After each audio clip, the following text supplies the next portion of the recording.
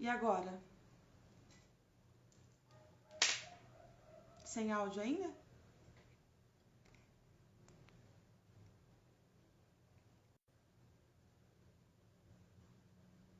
Melhorou?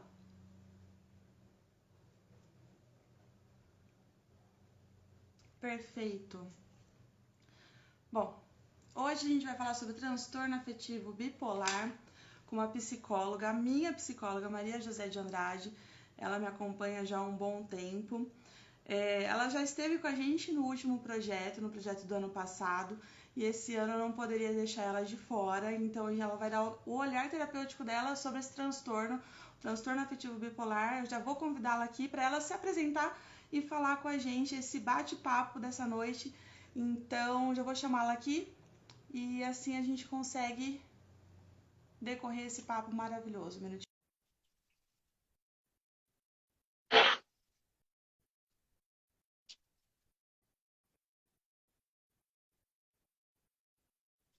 Majô? Oi, um momentinho.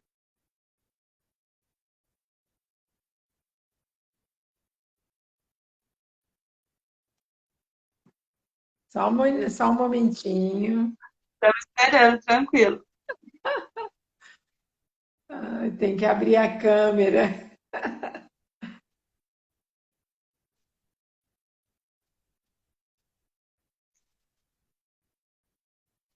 Peraí, que eu não tá.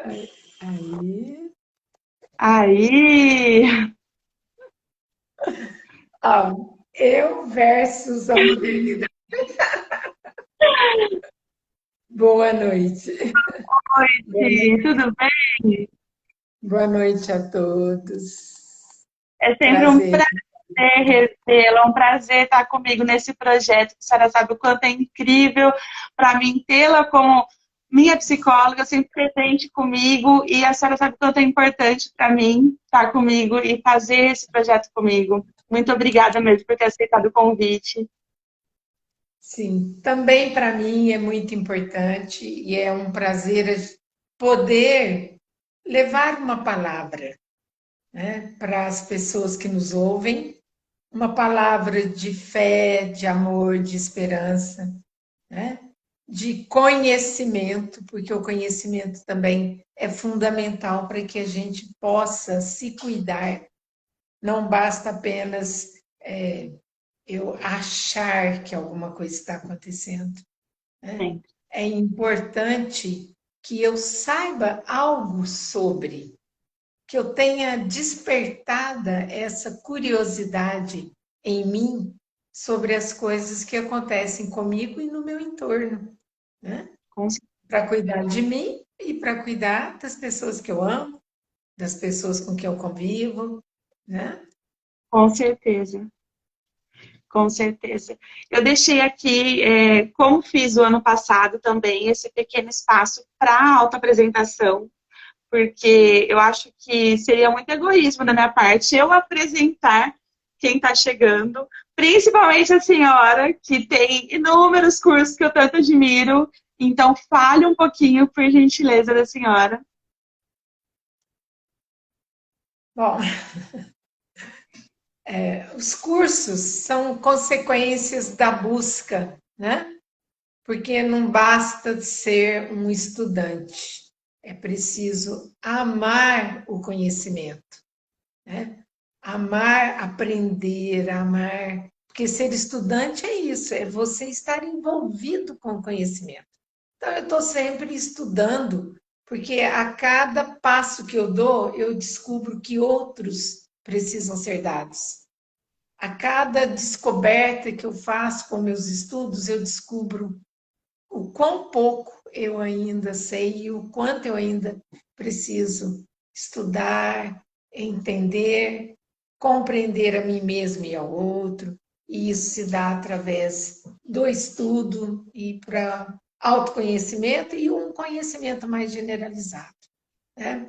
A minha primeira formação foi no magistério, lá em Minas Gerais, da onde eu sou, com muito orgulho, né? Mineira, de coração, paulista, moradora de Nova Odessa também onde fui muito bem acolhida, também amo esse lugar, amo onde estou nesse momento.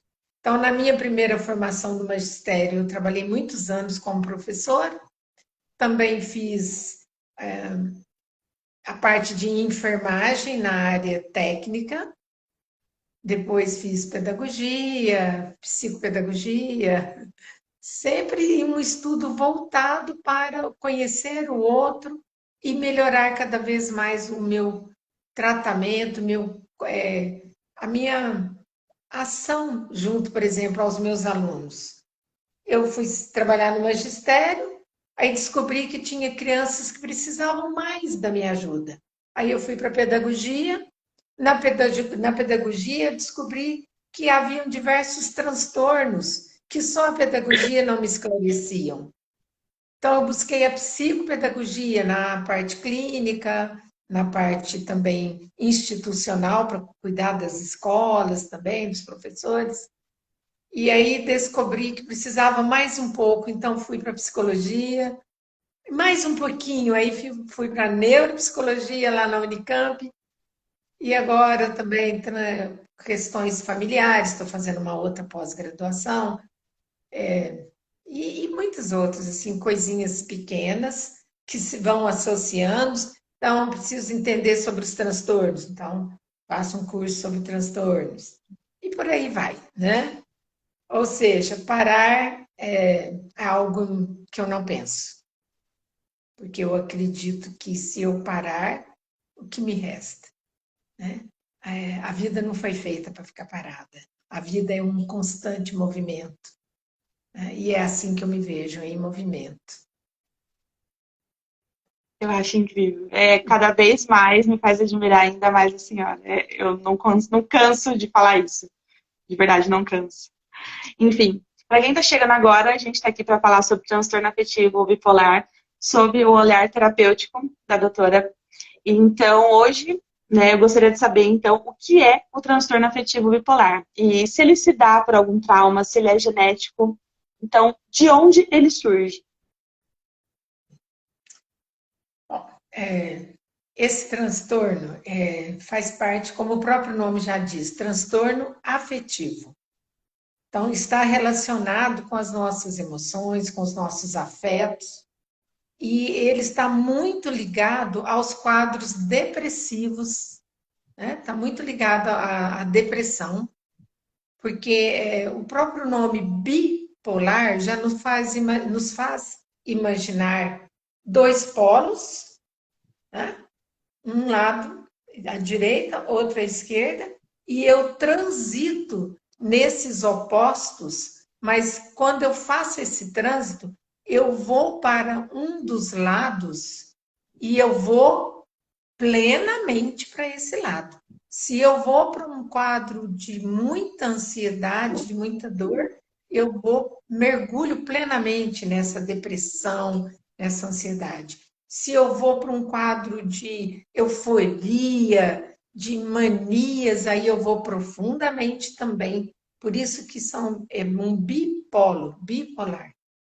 Quando o esperado é que nós possamos transitar no equilíbrio. Isso é o esperado, né? Que eu fique depressiva quando fatos e ocorrências ao meu redor me trazem tristeza, eu vou para um quadro mais depressivo, um luto, uma perda. Então, me sinto deprimida por dias, semanas, às vezes até 3, 4 meses, dependendo da ocorrência. E se eu estou feliz porque coisas maravilhosas estão acontecendo comigo, eu fico feliz, eu dou risada, eu contagio as pessoas com a minha alegria, mas depois eu volto ao meu ponto de equilíbrio, eu volto ao meu dia a dia, com aquela alegria transbordando em mim, ou às vezes um pouco tristonha, porque por causa de algum luto, ou algum outro acontecimento que houve, mas eu consigo navegar no equilíbrio. Eu consigo voltar ao trabalho, um pouco tristonha, mais lenta, mas eu retorno. Então, eu busco esse equilíbrio. Daí a dificuldade para se fazer diagnóstico dessa doença, né? mas é um transtorno que tem por trás dele uma herança genética, né? Mas não é apenas isso. Outros fatores ambientais também têm uma influência muito grande no desencadeamento, que geralmente acontece na transição da adolescência, ou às vezes um pouco antes. Tudo isso depende da avaliação médica, que precisa ser muito precisa, muito, porque são quadros clínicos que acontecem. Não é como fazer um exame de sangue e dizer seu colesterol está alto, né? Seu triglicerídeos está descontrolado, você está com diabetes, que tem um quadro exposto ali e o exame determina o que está acontecendo com você clinicamente. No caso dos transtornos psiquiátricos, há uma dificuldade grande, porque não há exames específicos que eu faço e falo, ó, tem uma manchinha aqui que significa que você tem depressão, tem ansiedade generalizada ou tem um transtorno bipolar, né? Então, é uma somatória de sintomas que o médico precisa avaliar e a terapia vem também complementar essa avaliação, muito importante, né? As ocorrências ao meu redor, os traumas sofridos, os abandonos na infância, na adolescência, são fatores externos que concorrem para que esse transtorno venha à tona, para que ele seja assim exposto, para que haja o início desse transtorno, para que ele fique mais evidente, né? É devido a todo um movimento ao meu redor. Então, se eu tenho um transtorno, uma depressão, geralmente na família tem alguma pessoa que apresenta também esse quadro. Às vezes a pessoa tem um quadro mais crônico, uma mãe, uma avó, um tio, né? Uma tia, um parente mais distante. É como outras doenças de origem clínica, em que você avalia, por exemplo, eu fiz um tratamento de um câncer que eu tive. Eu consegui fazer um preventivo e ter um diagnóstico com antecipação e ter sucesso no meu tratamento, porque devido ao meu histórico familiar, eu estava sempre numa autoobservação. Estava sempre me examinando, sempre procurando se tinha algum carocinho, algum nódulo, alguma coisa, sempre fazendo os exames periódicos, né, necessários. E aí, quando eu constatei o nódulo, já no início, pequenininho, eu já corri, já fui atrás de tratamento e consegui vencer esse episódio na minha vida. Então, houve uma antecipação. Por quê? Porque eu tinha um conhecimento do histórico familiar. Então, é muito importante que a gente esteja atento aos nossos comportamentos. Se eu tenho dificuldade em parar em emprego, se eu tenho dificuldade para estudar, se o meu humor ele oscila muito. Então, tem vários sinais que é importante que a gente se observe, né?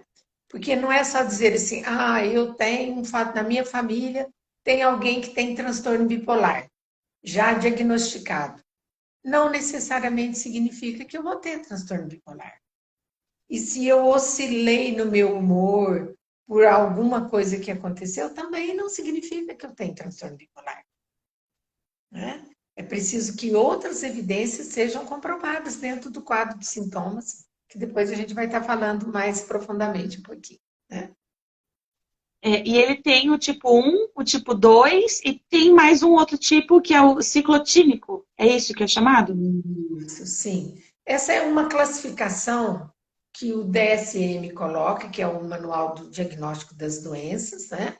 Ele coloca essa classificação para poder especificar um pouco mais como que as oscilações de humor ocorrem, o que é mais recorrente, o que predomina por determinados períodos, porque muitas vezes, se nós observarmos no nosso dia a dia, temos um problema no trabalho, por exemplo.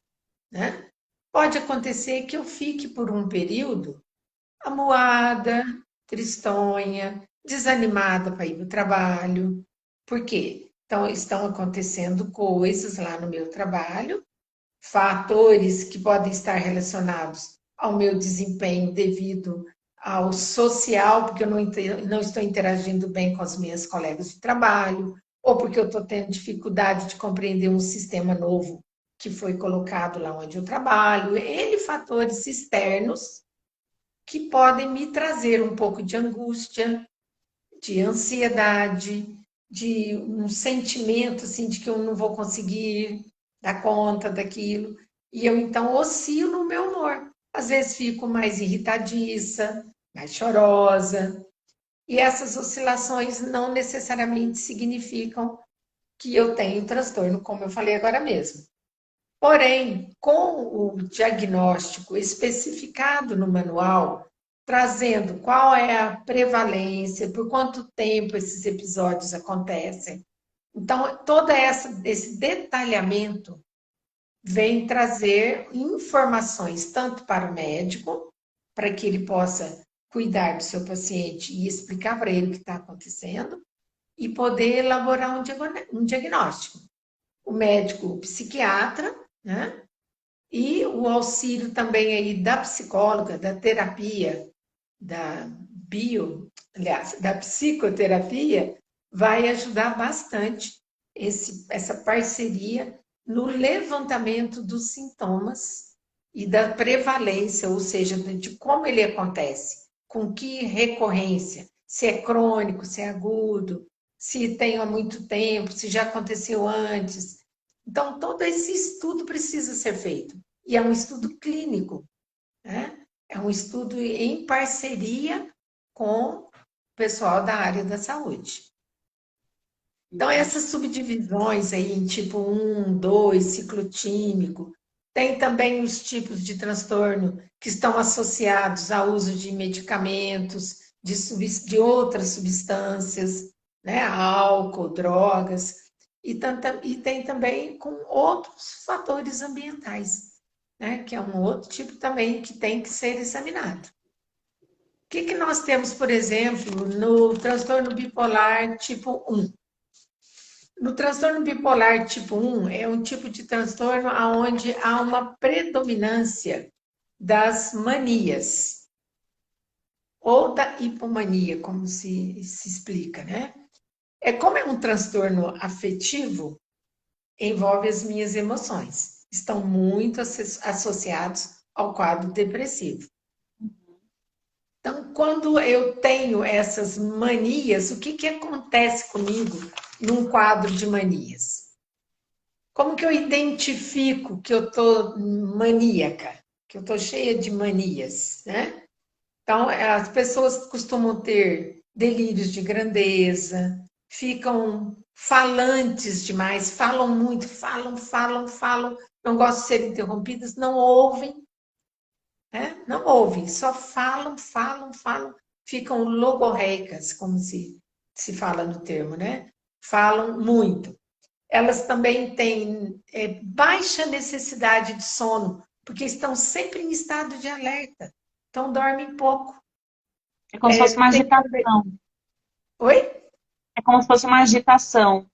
Uma agitação extrema, uma agitação, e dentro dessas manias existem outras coisas como gastar muito, né?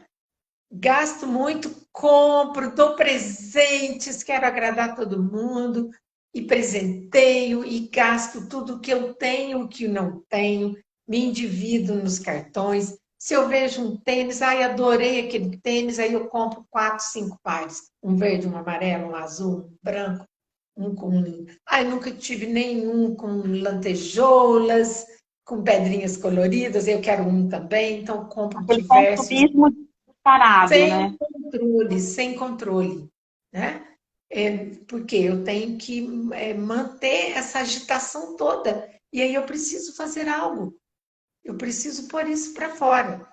Então, a libido também fica aumentada, fica sexualmente ativa e assim, de uma forma exacerbada, de uma forma exagerada.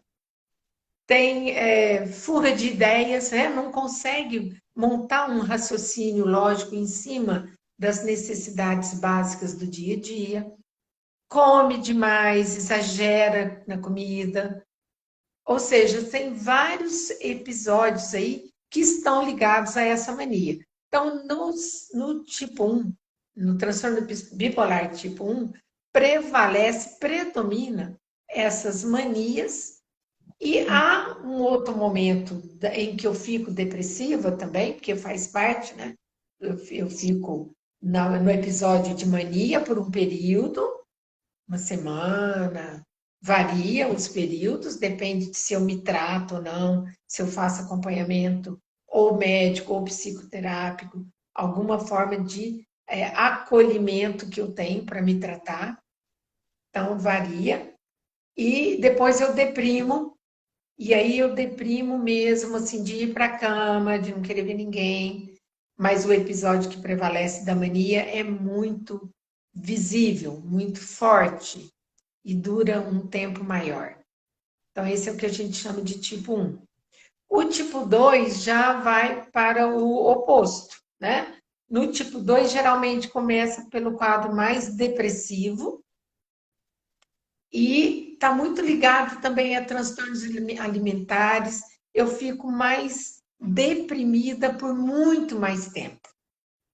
Se eu tiver um episódio qualquer de mania durante esse meu episódio de depressão, aí eu não estou classificada no tipo 2. Eu não posso ter nenhum episódio de mania exacerbada, exagerada, né? Porque senão já me coloca na categoria do tipo 1, certo?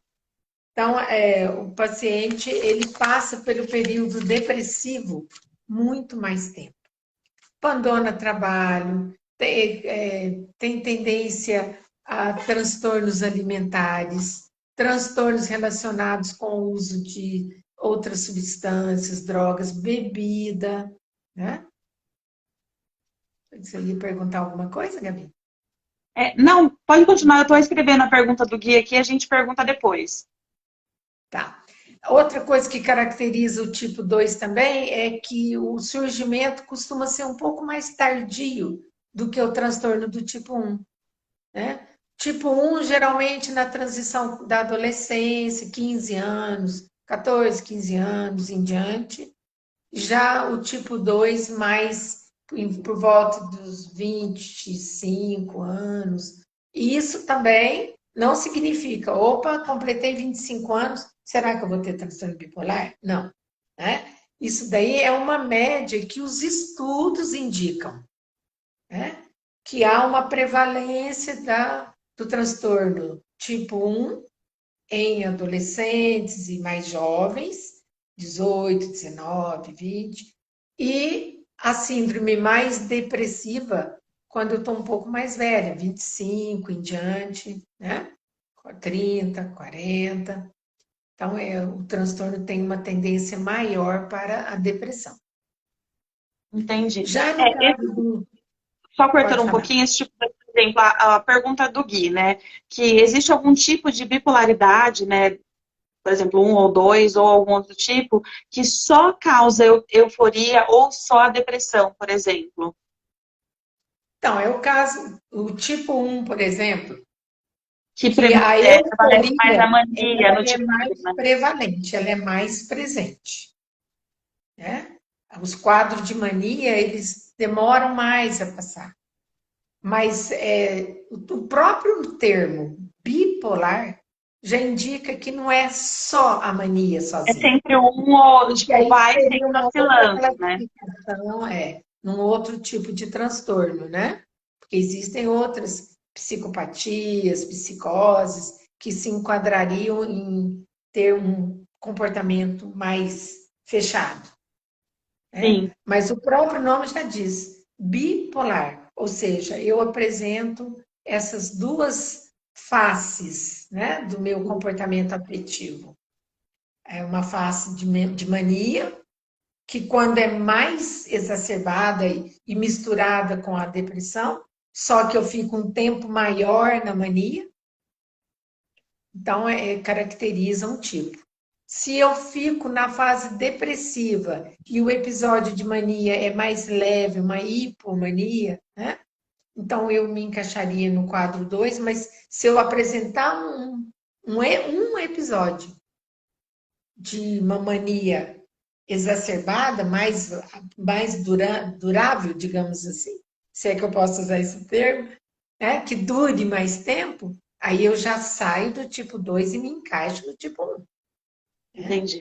E aí vem o ciclotímico, que é um terceiro tipo, digamos assim, que é onde há uma oscilação maior. Por isso que é ciclotímico, né? Eu vou para a depressão, para a mania, né? Controla e volta e deprime. É um Eu ciclo. fico ciclando várias vezes no ano, né? Fico oscilando entre esses dois extremos, várias vezes, 4, 5 vezes por ano, em episódios que geram muito sofrimento, né? Entendi. Por isso, o tratamento é intensivo, é uma doença que não tem cura, né? Ela depende do tratamento, de como o paciente se encaixa nas medicações que o psiquiatra traz.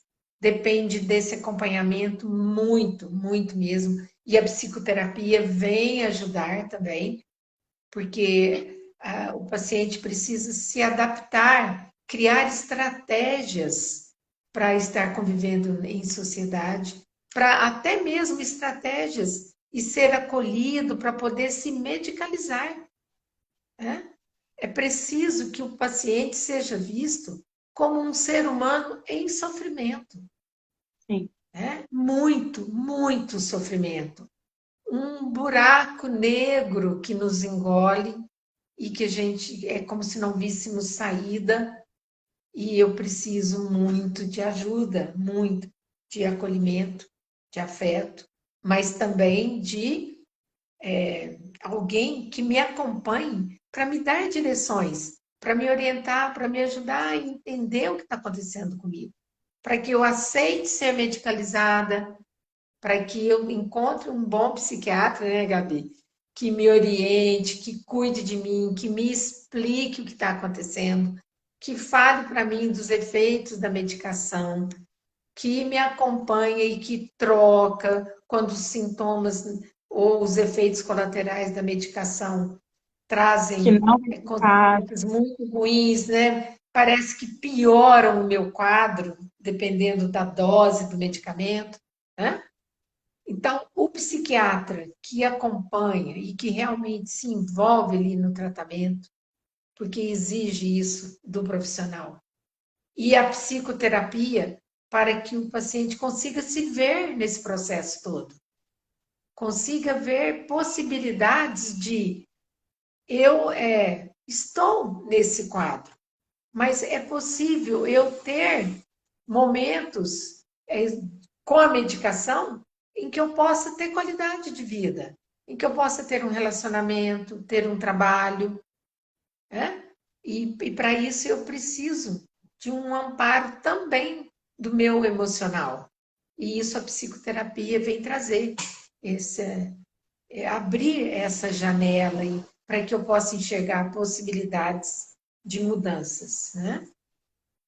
Não só esse transtorno, acho que qualquer transtorno, né? A gente tem que ter ciência que não tem cura, para o resto da vida, é um tratamento que a gente pode conseguir estabilidade, que sempre vai e vem, mas tem que ter a consciência que a gente, com um bom profissional, a gente consegue uma estabilidade, dá uma surtadinha ali em algum momento, mas a gente consegue a estabilidade.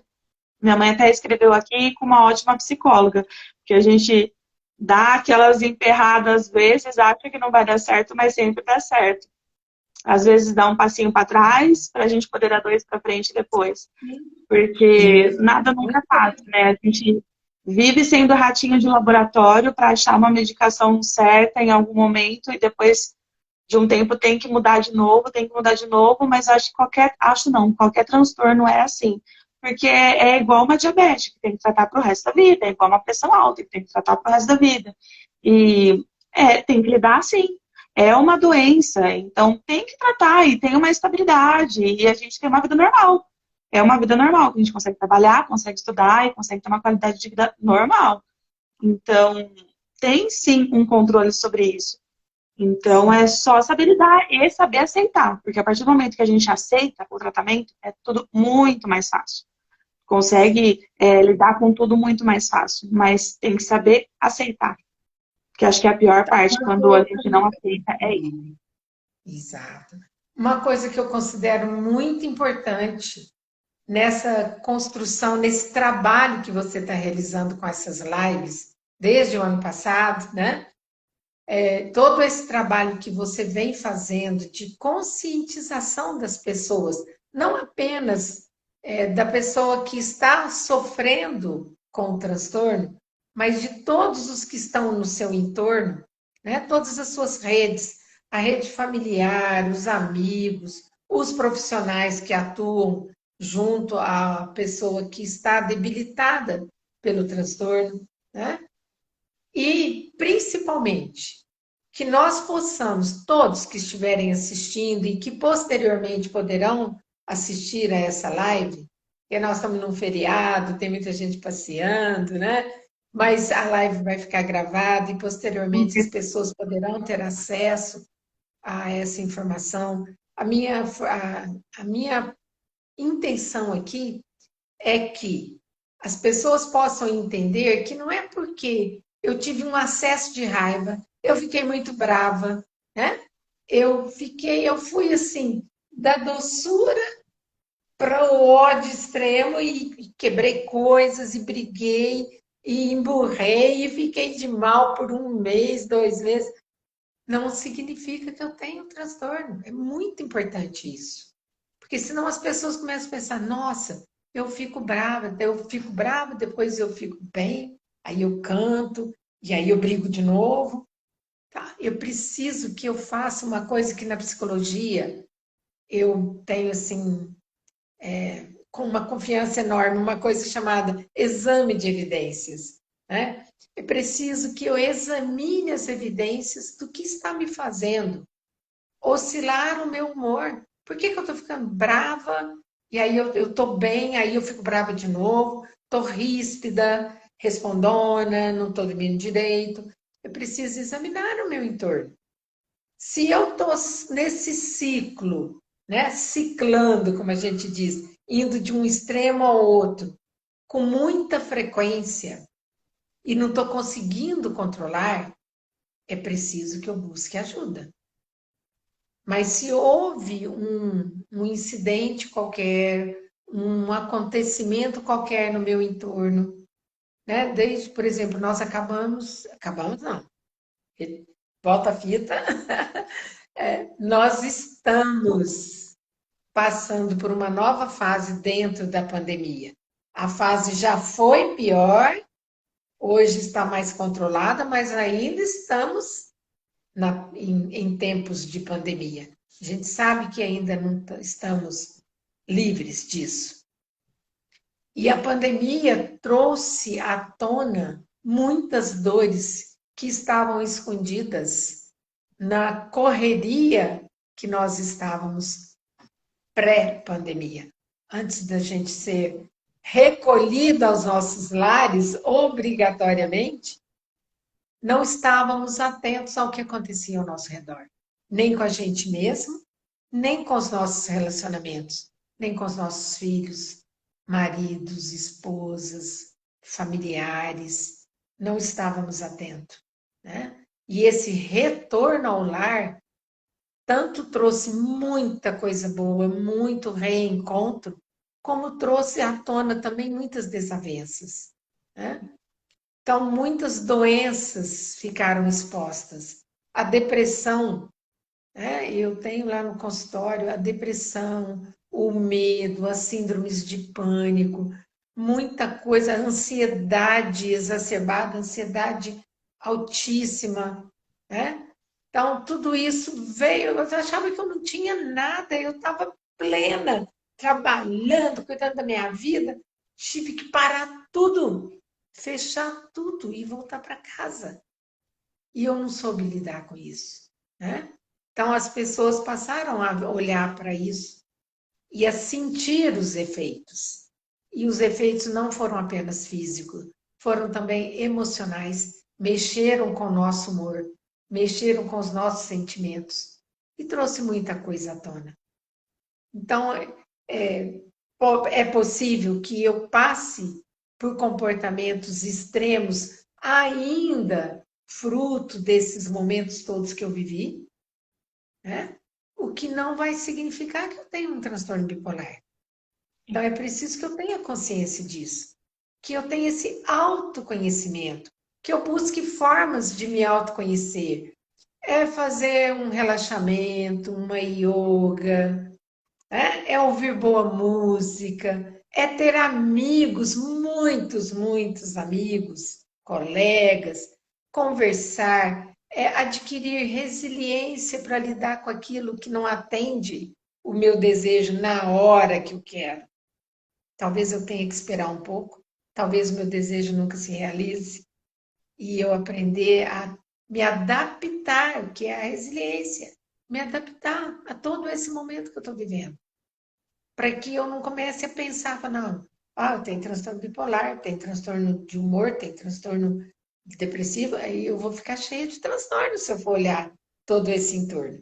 Então, esse conhecimento que as suas lives vêm trazendo, né, para as pessoas, porque não é apenas a psicoterapia, o médico, a medicação, o psiquiatra, mas também os outros envolvimentos familiares, as relações sociais, as relações de trabalho, né? As relações comigo mesma, voltar a ler, a estudar, a ouvir boa música, como eu disse, né? A praticar um esporte que eu gosto, a retomar as coisas que eu amo fazer. Eu Tudo que amo envolve o cozinhar. autoconhecimento. Tudo que envolve o Exato. autoconhecimento. Porque acho que tudo que a gente faz, que a gente gosta, que para e olhe realmente pra gente, né? Porque, como a senhora disse, ouvir uma boa música, praticar um esporte, isso vai dos nossos gostos. Eu não vou praticar um esporte que eu não gosto, e sim algo que eu gosto. Então, envolve parar e olhar para mim, o que eu realmente gosto, vou fazer o que eu quero. Então, envolve o autoconhecimento. É algo que eu falo muito aqui nas minhas lives, principalmente no programa, no quadro de programas no quadro semanal que eu apresento de dicas, né, que tem no programa.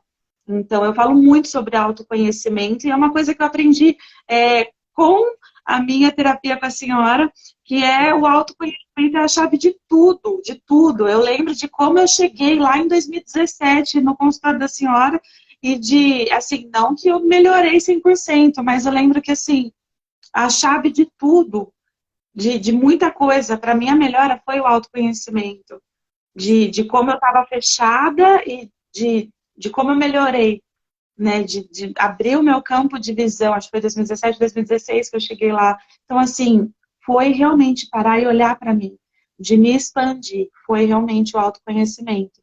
Então, E não assim, foi num estalar de dedos, né? imagina, nossa, o quanto Não demorou, e trouxe. o quanto doeu e dói ainda, parar e olhar, parar e Sim. analisar. Dói muito, mas é preciso parar e olhar para tudo isso, para tudo que eu quero, para tudo que eu gosto e para tudo que realmente é necessário para mim. Não é tudo que me faz bem, mas tudo que é necessário e preciso para mim. Sim.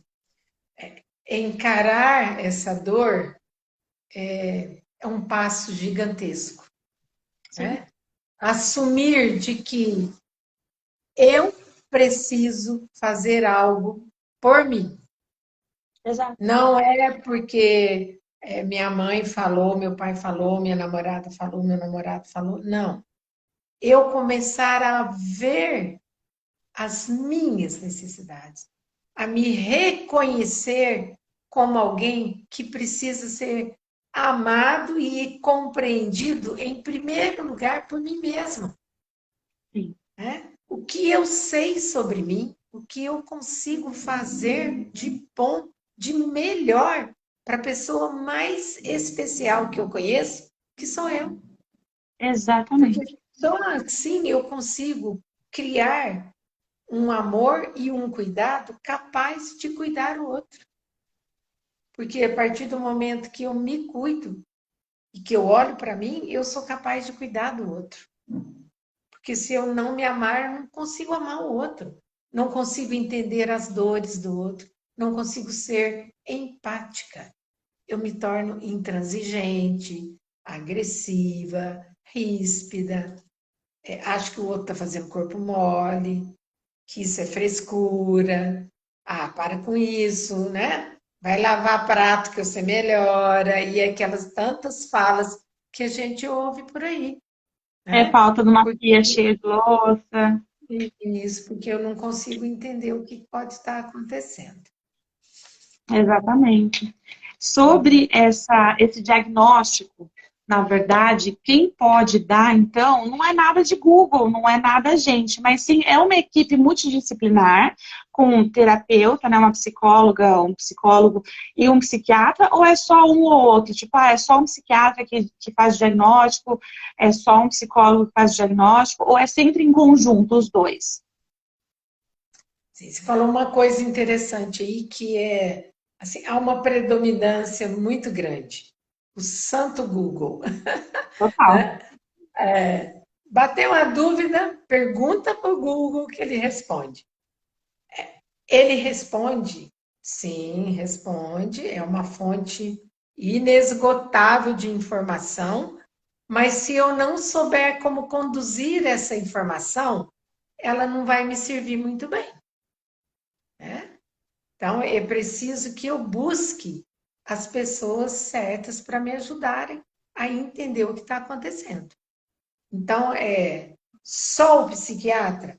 O psiquiatra, na sua formação médica, ele tem a competência maior para poder falar sobre esse diagnóstico com muito mais clareza de todo o funcionamento físico, de todo o funcionamento fisiológico, né? Com muito mais evidências, né? De estudos, de anos e anos e anos de estudo, de formação, de aperfeiçoamento dentro da parte da farmacologia. Nós, psicólogos, a gente estuda a psicofarmacologia para entender a ação dos medicamentos, mas nós não temos como receitar, não temos essa formação. Mas o trabalho conjunto de análise das evidências de como esse paciente está se comportando, de quais os riscos que ele corre, de quais as ações que são prevalentes no seu dia a dia, de como ele olha para o mundo e como ele acha que o mundo olha para ele. Todas essas informações de um nível mais do campo emocional, o psicólogo está preparado para contribuir e muito com o psiquiatra na análise dessas evidências, para o levantamento, porque não é um diagnóstico fácil. Eu não vou chegar lá e dizer para o médico, eu brigo, eu faço isso, eu faço aquilo, eu choro, depois eu dou pulos de alegria, eu gasto tudo meu dinheiro, depois eu arrependo. E aí eu tenho transtorno bipolar? O Google falou que eu tenho transtorno bipolar. Aí eu vou lá no médico saber se é verdade, se o Google está certo ou não, né? Não posso confiar só no Google. Então eu preciso buscar as referências científicas. Mas porque o médico também não vai me dar o diagnóstico ali, você tem transtorno bipolar e vai me dar um rótulozinho ali na hora. Não. Ele vai trabalhar comigo, ele vai me ouvir, ele vai coletar muitas informações, ele vai aplicar alguns testes para ver como eu reajo, vai, né? E aí manda eu voltar, aí ele vai colocar a medicação, aí vai te acompanhar para saber, olha, deu certo, quais os efeitos colaterais, vamos aumentar, vamos diminuir, vamos trocar a medicação, e isso leva tempo. Para então ele falar assim, bom, tudo indica que estamos num tratamento da síndrome ou do transtorno X. Porque aí ele vai investigando, é um processo de investigação. E Né? anos.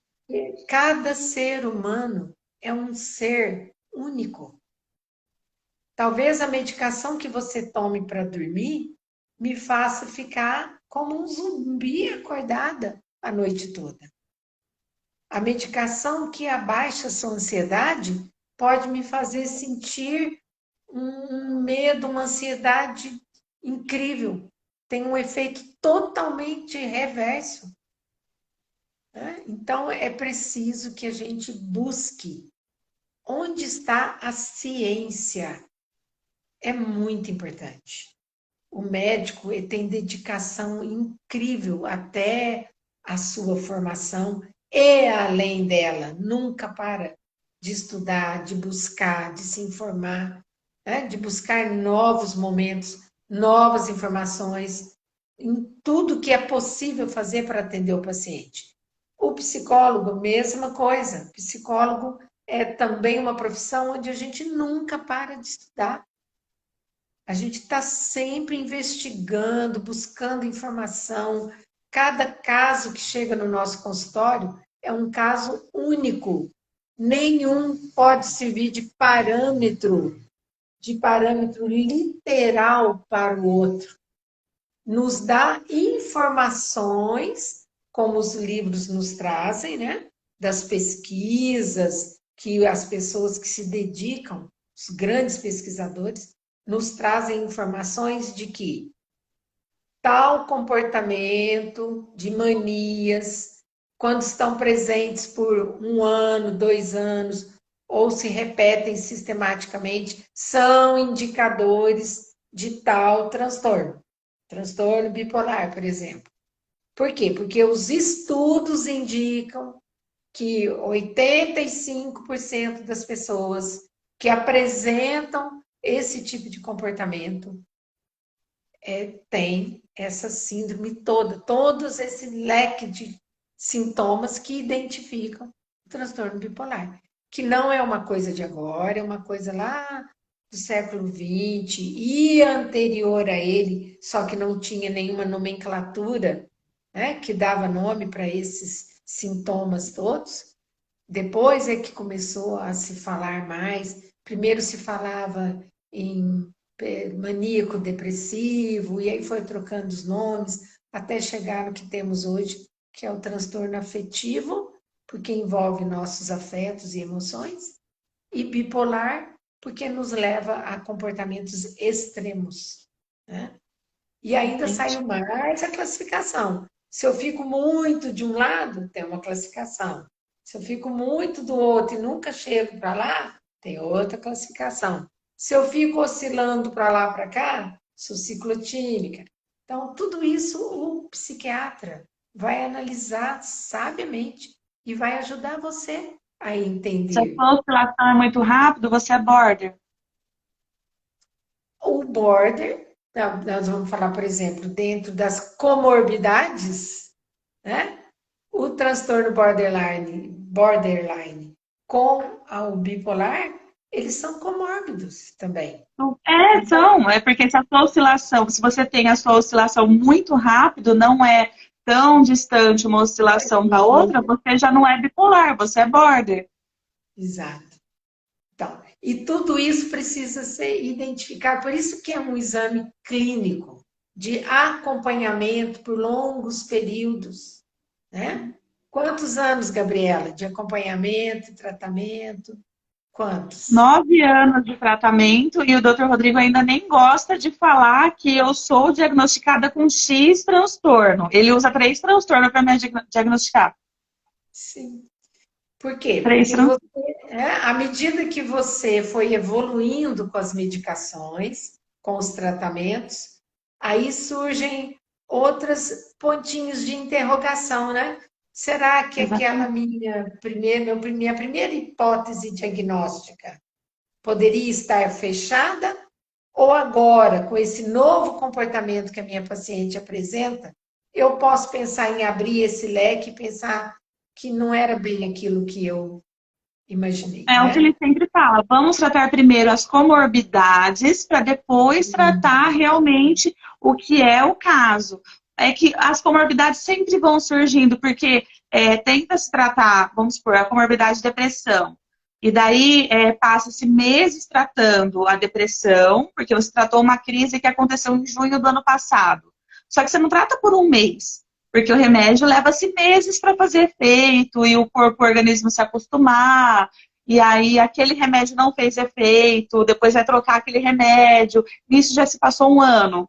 Então, você trocou ali por 2, 3 vezes o remédio, aumentou a dosagem e tudo mais. Então, você ainda está trocando, tratando a comorbidade. Então, você ficou um ano tratando aquela comorbidade. E aí, nisso, no que você tratou aquela comorbidade, a ansiedade subiu. Então, você ainda está tratando a outra comorbidade. Então, Sim. assim, são 9 anos de tratamento, mas sem ter um diagnóstico exatamente fechado. Então, é um borderline com comorbidade de TDAH com bipolaridade. Sim. Então, Sim, uma é das nisso coisas que eu que queria você entrar. colocou também, né, sobre as comorbidades, né? Era Dentre nisso as que eu queria entrar, porque a gente comorbidades, ainda tem são alguns essas poucos que você minutinhos. citou, né? É, Que é, por exemplo, o TDAH, que é a impulsividade, né, que me leva a comprar, comprar, comprar, comprar, comer, comer, comer, comer. Então, se às vezes eu tenho, por exemplo, uma blusa pendurada lá no meu guarda-roupa, com etiqueta, faz 6 meses que está lá, não significa que eu tenho transtorno bipolar. Né? Então, é exatamente. preciso que a gente tenha esse olhar sobre nós mesmos e que a gente esteja atento aos sinais que a gente apresenta. Eu estou depressiva e não consigo sair do quadro depressivo, eu preciso buscar ajuda. Busquei ajuda e mesmo assim estou tendo dificuldade, estou medicada e está demorando, o tratamento está prolongando. Então, tem que se examinar todas as comorbidades, que é o que você acabou de dizer que o doutor Rodrigo vai fazendo com você. Né? Então, eu estou passando por um problema muito sério que desperta a minha ansiedade em nível hard. Então, eu preciso cuidar da minha ansiedade nesse momento. Não importa se eu tenho, se eu sou border, se eu bipolar, não importa, eu preciso cuidar disso que está acontecendo agora. Que é, por exemplo, uma ansiedade que me gera pânico, que eu tenho medo de ir para o trabalho, que eu quero, que fico lá na cama, não quero sair de jeito nenhum. Tenho medo de ir lá no trabalho porque eu acho que vai acontecer uma catástrofe. Então, isso daí é uma ansiedade alta que me leva a uma crise de pânico. Então, eu tenho que cuidar disso agora. Aí depois, tratando das comorbidades, indiretamente eu estou tratando do meu transtorno. Exatamente. Porque é um quadro que está instalado. Eu não vou me curar, mas eu posso aprender a conviver com ele, aprender a tomar as medicações corretas, porque eu imagino que isso acontece com você, você começa a entender como que o remédio está agindo em você, e se mudou qualquer dosagem ou medicação, você fala, opa, isso aqui não me fez muito bem, eu estou sentindo isso, isso e isso. Aí eu relato com o meu psiquiatra, né? Ou seja, autoconhecimento. Sim, Muito, muito sim. importante. Tem um médico, eu não lembro o nome agora, que ele fala que mais de 50% do sucesso de um tratamento chama-se autoconhecimento. Eu preciso saber quem sou eu e o que eu estou tendo. Eu preciso saber que a minha briga lá com meu esposo me fez ficar chorosa, ter insônia, sentir mal, ou então comer demais, ou então não querer comer nada, fico engasgada. Eu preciso entender o que acontece comigo, para não ficar imaginando, ah, não, estou chorando muito, sou depressiva. Ah, não, estou brigando muito, estou ansiosa demais. Ah, tenho pânico, ah, eu tenho TDAH. Não fique fazendo suposições, que isso também faz parte do quadro. Se eu começar a fazer suposições demais, eu já estou entrando num quadro de ansiedade que eu Muito. preciso correr atrás para cuidar, né? Para eu aprender a lidar com a minha ansiedade, e poder realmente olhar com um olhar, com um óculos mais claro para as coisas que estão acontecendo e aceitar a ajuda. Ajuda da terapia e a ajuda medicamentosa também. Essa parceria, né, da medicação e da terapia, do psiquiatra e de outros médicos que provavelmente eu vou precisar também, né? Um pneumologista. Outra coisa que acontece muito no transtorno bipolar são problemas cardiovasculares, né? Então, talvez eu precise ir no cardiologista. Transtornos alimentares, obesidade, está muito ligado também ao transtorno bipolar. Então, é preciso que eu busque a ajuda de diversos profissionais, mas principalmente do meu psiquiatra, em quem eu tenho que confiar plenamente, e da minha terapeuta, que eu tenho que confiar também, e me colocar nas mãos, né? Sempre. A gente está assim, estourando no tempo, quase de 1 hora já. Só Não, um comentário nem que o Cauê percebi. brincou. Não, a gente nunca vê o tempo passar. A senhora sabe que se deixar, eu fico aqui 3 horas falando fácil, né? O Cauê fez uma brincadeira aqui que se deixar, toda vez que ele pesquisa sintomas no Google, ou ele tem câncer, diz que o Google diz que ele tá grávido, né? E o duro que é verdade. Se a gente pesquisa, tá isso mesmo, ou virose sempre. Sim, A gente tá aqui agora no dia 12 de dezembro, a gente tem a live com o Dr. Rodrigo, inclusive, trazendo o assunto de TDAH. Então, no próximo mês, né, que a gente está agora com as lives mensais, o Dr. Rodrigo está aqui falando com a gente sobre TDAH, então a gente ainda está falando aqui sobre transtornos, e daí tem esse olhar de psiquiatra aqui falando sobre mais um transtorno. sim. Então, Não acho que a gente tem, percam, não percam, importantíssimo, né? com Tirar muitas certeza. dúvidas. Doutor Rodrigo é um expert, né? Nossa, e a minha mãe sempre fala, né, que vocês dois são, assim, praticamente da família, porque eu não largo mais nenhum dos dois, com certeza, não abro mão de vocês dois nunca, porque eu sou, assim, apaixonada, o que eu admiro vocês dois, doutora Maria José e doutor Rodrigo, assim, não está escrito, eu não tenho nem como agradecer a sua aceitação aqui hoje comigo. Não tenho palavras para dizer o quanto eu te admiro, doutora. Não tenho mesmo. Sou apaixonada por você. Obrigada, de verdade, mais uma vez por estar aqui comigo. Obrigada por ter aceito esse convite. Mais uma vez, obrigada mesmo. Eu é que agradeço a oportunidade de estar aqui, né? De poder conversar com você, porque eu também tenho uma coisa para confessar. Você tem a minha admiração irrestrita, porque você é um case de sucesso, né? Ah, Porque você se descobriu, você foi atrás, você buscou alternativas para a sua vida. Você se descobriu. Isso é incrível. Você é, assim, uma referência para que as pessoas possam saber que a vida não é só sofrimento. É possível ser feliz, apesar de, se eu tiver apoio, se eu também buscar e aceitar os apoios, né? É possível eu ter qualidade de vida, me sentir amada por mim mesma, fazer as coisas que eu quero fazer, que eu amo fazer, né? E você é uma amostra incrível disso, porque eu acompanhei, houve uma transformação incrível na sua vida, né? Do momento em que você chegou até onde você está hoje. Essa caminhada, essa trajetória que você vem fazendo com o Setembro Amarelo o ano todo, incrível, incrível, porque você não teve medo de expor a dor e dizer, gente, olha aqui, a dor existe sim, mas o que eu vou fazer com ela é que importa.